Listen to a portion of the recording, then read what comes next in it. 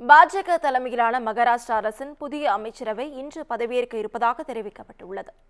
மகாராஷ்டிராவில் சமீபத்தில் நடைபெற்ற சட்டப்பேரவைத் தேர்தலில் 230 இடங்களை கைப்பற்றி பாஜக, சிவசேனா, தேசியவாத காங்கிரஸ் வெற்றி பெற்றது.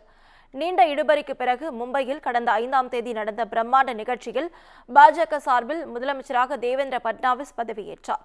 துணை முதலமைச்சர்களாக ஏக்நாத் ஷிண்டே, அஜித் பவார் ஆகியோரும் பதவியேற்றுக் கொண்டனர். இந்நிலையில் மற்ற அமைச்சர்களின் பதவியேற்பு நிகழ்ச்சி இன்று நடைபெறவுள்ளதாக தெரிவிக்கப்பட்டுள்ளது.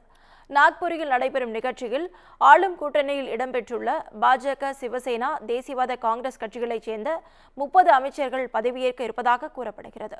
இதையடுத்து நாளை முதல் சட்டப்பேரவையில் குளிர்கால கூட்டத்தொடர் ஒரு வாரம் நடைபெறும் எனவும் அறிவிக்கப்பட்டுள்ளது.